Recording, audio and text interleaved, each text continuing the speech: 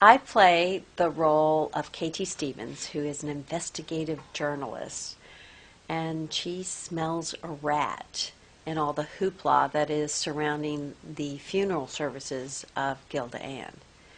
And Katie Stevens is trying to dig up as much dirt as she possibly can to front load an article that she's writing about a social climbing Southern belle. Thank you for taking the time to do a follow-up interview with me. It's such an important story that I wanted to make sure that we gave it the effort and allowed you to put everything in proper context. Well, it's all very simple, really. We all loved my mother. And we all mourned her passing. Yes, I have that here. What can you tell me about Mama Ziba? Mama Ziva? Well, nothing. Nothing at all. In fact, I don't even know her. Except for I'm sure she's a wonderful person. Why would you say that? Well, if she wasn't a wonderful person, what would she be doing in my house? Well, she's your sister's roommate. Yes, as far as I know. Well, does that mean she's your sister's roommate or her domestic partner?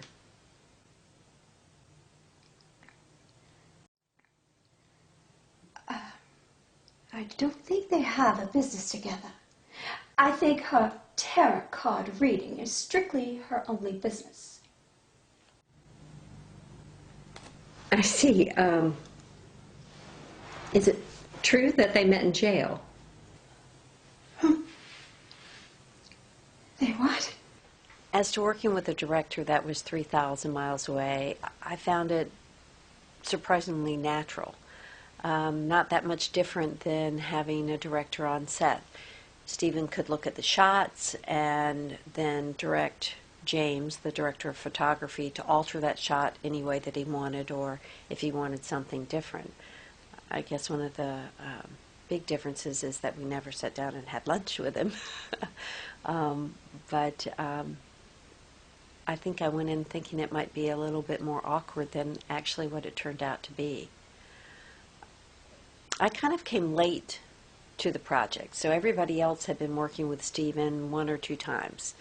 And I stepped into the role, and as a result, we shot all of my scenes in one day, and then we went back in the latter part of the day and shot all my close-ups. You say she has failing eyesight. Sometimes more than others. It's been some time since you lived in this town. If you want to call it living, I was doing 2 to 5. I was living in another town. So in a sense, we could call you a big city girl. Yeah, you could say that. You can refer to me as Big City Mom in your interview if you like. I do like. I just need somebody who can set everybody straight. And I think you are just the woman to do it.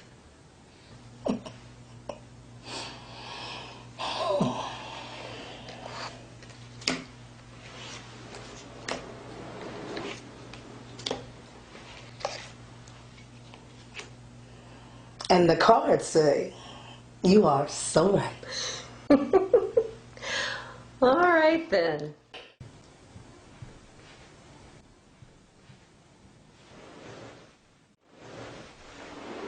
Dream on. Oh, yeah. And there's something else, too. What's that, Virgil?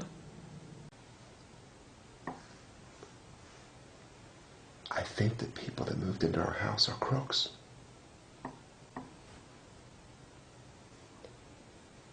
Who are you talking about?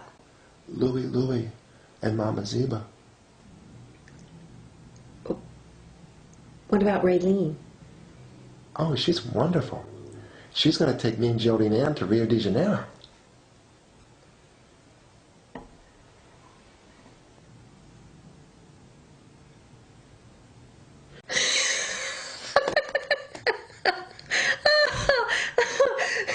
Thank you, Virgil. Thank you. This is the best interview I've done in years. In years.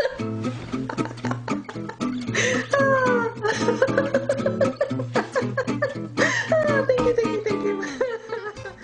And from an acting standpoint, it was a phenomenal educational scenario for me because I had to shift from one interviewee to the other, and then I had to make sure I was on point when we went back to do my close-ups, which may or may not have been with the actual character that I was interviewing at the time, because obviously with people's schedules, they came and went during that day. And I would also say that it's great to have somebody actually writing characters for their individual performers, as opposed to going through the audition process and then hoping that you'll get a part that has a little bit of meat and potatoes, so to speak. So I hope that Stephen will actually write a part for me next time.